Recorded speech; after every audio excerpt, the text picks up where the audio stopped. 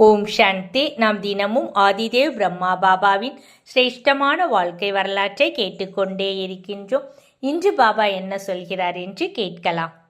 உதய சூரியன் 1954 ஆண்டில் ஜப்பானில் சேவை ஆரம்பமாகியது.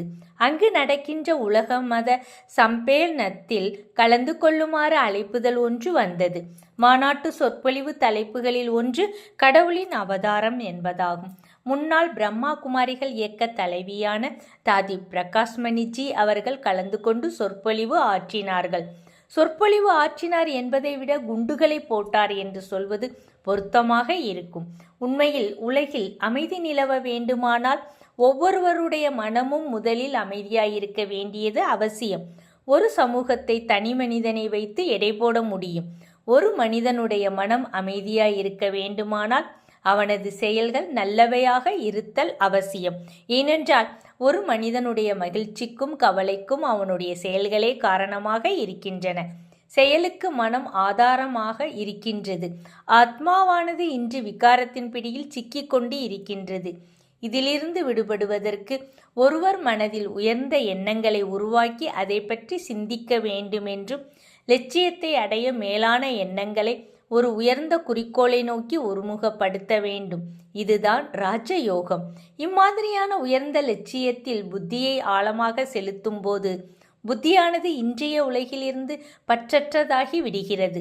இதுவரை பலவித சூழலில் சிக்கி படபடத்து கொண்டிருந்த மனதின் வேகம் தனிய ஆரம்பிக்கிறது.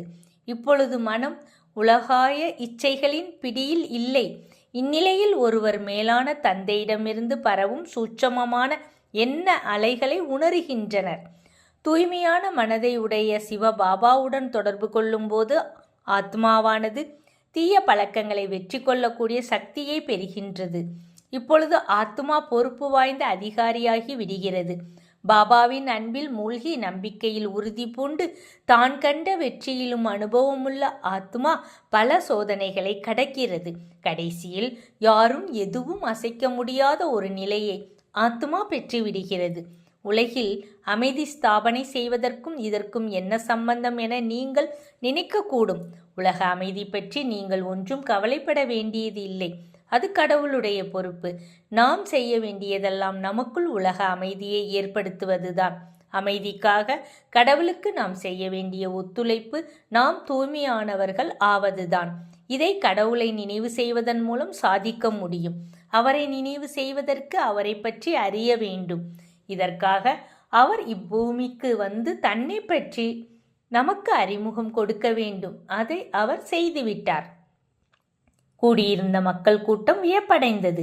தாதி கடவுளுடைய திவ்ய அவதாரம் பற்றியும் இதில் பிரம்மாவின் சம்பந்தம் பற்றியும் காலச்சக்கரத்தை பற்றியும் ஆத்ம உலகை பற்றியும் ஆத்மா எங்கிருந்து வந்ததோ அங்கு மீண்டும் வெகு விரைவிலேயே திரும்ப வேண்டும் என்பது பற்றியும் உலக வரலாற்றில் இது இறுதியான நேரமாகும் என்றும் விரிவாக பேசினார். இதற்கடுத்தபடியாக யக்ஞத்தின் மூத்த சகோதரர்களில் ஒருவரான ஆனந்த கிஷோர் அவர்கள் பேசினார்கள். உலகை அழிப்பதற்காகவே அணுகுண்டுகள் ஹைட்ரஜன் குண்டுகளை தயாரித்து இருக்கின்றனர் என்றும் ஒரு இடத்தில் இருந்தவாறே வெகு தொலைவில் இருக்கும் மக்களையும் அழிக்கவல்ல பயங்கர குண்டுகளையும் ஏவுகணைகளையும் தயாரித்து விடுவார்கள். இன்று நிறைய பேர் தயாரிக்கப்பட்டு விட்டன என்றும் கூறினார். முடிவான உலக மகாயுத்தம் தவிர்க்க முடியாதது என்றும் இதன் மூலமே இன்றைய நோய்வாய்ப்பட்டுள்ள உலகம் கருணை உள்ளதாக மாறும் என்றார். இதற்கிடையில் பரமாத்மா எல்லா ஆத்மாக்களையும் வீட்டிற்கு அழைத்து செல்வார்.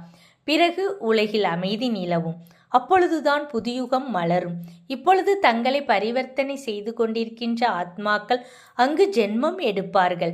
எல்லோரும் அன்போடும் ஒற்றுமையுடனும் சகோதர பாவனையுடனும் வாழக்கூடிய சக்தி உடையவர்களாக அவர்கள் இருப்பார்கள். அடுத்த 2500 ஆண்டுகளுக்கு எந்த ஒரு சண்டை சச்சரவும் இருக்காது. யாரும் அகால மரணமடைய மாட்டார்கள். விபத்துக்களோ எந்த ஒரு மனிதனும் நோய்வாய்ப்படுவதோ இருக்காது. இங்கு எவ்வளவு துக்கம் உள்ளதோ அங்கு அவ்வளவு சுகமும் அதைவிட அதிகமான மகிழ்ச்சியும் இருக்கும். இதுதான் கடவுளுடைய மேலான படைப்பு. இதன் காரணமாகவே அவர் சதா காலமும் பூஜிக்கப்படுகின்றார். மத சம்மேளனத்தில் கூடியிருந்தவர்கள் ஏறக்குறைய அனைவரும் தேர்ந்த அறிவாளிகளாகவே இருந்தனர். ஆனந்த கிஷோர் அவர்கள் தான் சொன்னதை மிக ஆணித்தரமாகவும் தங்கு தடையின்றியும் கூறியதால் அமைதியாகவே இருந்து எல்லோரும் செவிமடுத்தார்கள். இல்லையேல் இவையாவும் பொய்யென்றும் கட்டுக்கதையென்றும் ஒதுக்கியிருப்பார்கள்.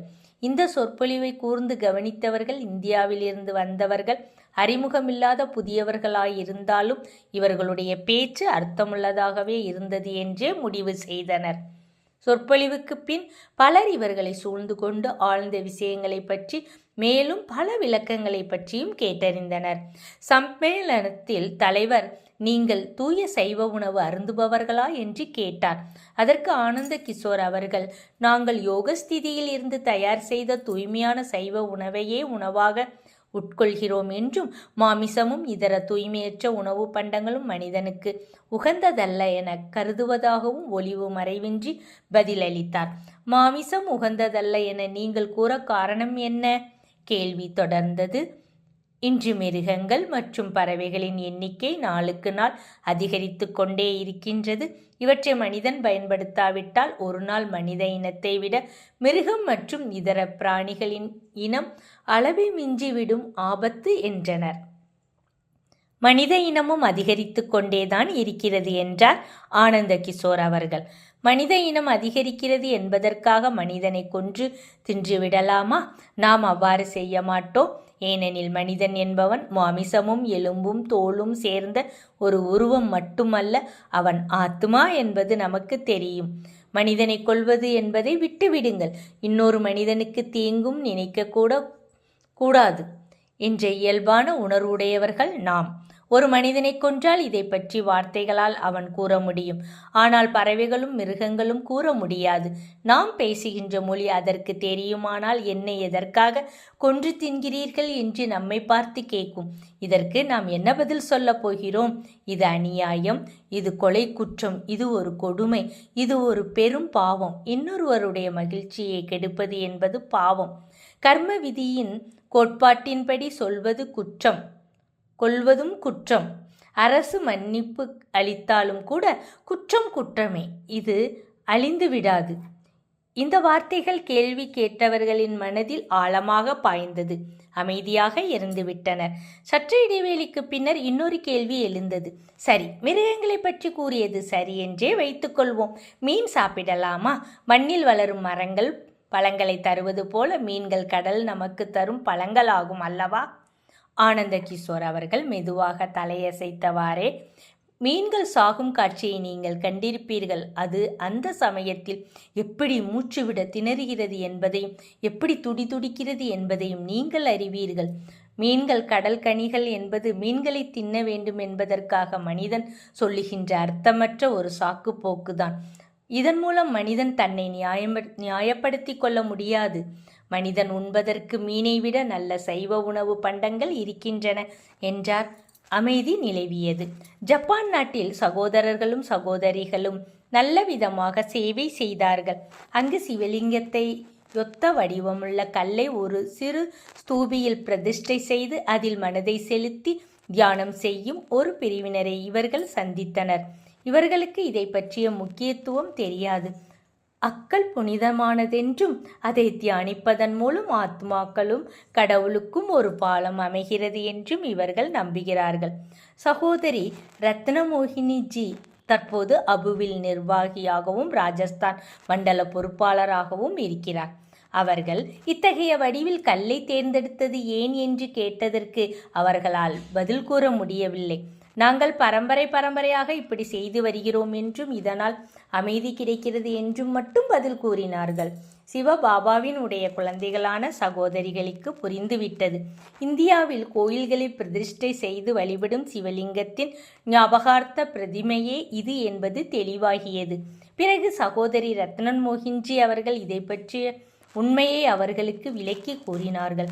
நீங்கள் தியானத்தின் மூலம் இந்த கல்லுக்கு பாலம் அமைக்க வேண்டியதில்லை என்றும் கடவுளுக்கே பாலம் அமைத்து விடுங்கள் என்றார். இதை கேட்டு அவர்கள் பெரிதும் அகமகிழ்ந்தனர். இதுதான் உண்மை என்பதையும் ஒப்புக்கொண்டனர். ஜப்பானியர்கள் சேவைக்கான பல வாய்ப்புகளை ஏற்படுத்தி கொடுத்தார்கள். சொற்பொழிவு, யோக பயிற்சி முகாம்கள் போன்றவை. மேலும் நாங்கள் எடுத்து சென்றிருந்த நூல்களை அவர்கள் மொழியில் மொழிபெயர்த்து அச்சிட்டு அனைவருக்கும் வழங்கினார்கள். அவர்களுடைய நாளிதழ்களில் எங்களை பற்றி விசேஷமான முறையில் விளம்பரமும் செய்தார்கள். பின்னர் இவர்கள் ஹாங்காங், சிங்கப்பூர், மலேசியா போன்ற நாடுகளில் சுமார் ஓராண்டு காலம் சேவை செய்தனர். சேவை முடிந்து இந்தியாவுக்கு திரும்பி வருகையில் எங்களது அயல்நாட்டு பயணம் பற்றிய விவரங்களை பம்பாய் மற்றும் சென்னையிலிருந்து பிரசுரமாகி கொண்டிருந்த நாளிதழ்கள் செய்தி வெளியிட்டன. இந்தியன் எக்ஸ்பிரஸ் என்ற பத்திரிகை முழு விவரத்தையும் கதையாக விரிவாக பிரசுரித்து வெளியிட்டது. இவ்வாறாக பிரம்மா குமாரிகள் தங்களுடைய நாட்டில் ஒரு மரியாதைக்குரிய இடத்தை பெற்றார்கள். மீண்டும் பிரம்மா பாபாவின் வாழ்க்கை சரித்திரம் நாளை தொடரும். அச்சா, ஓம் சாந்தி.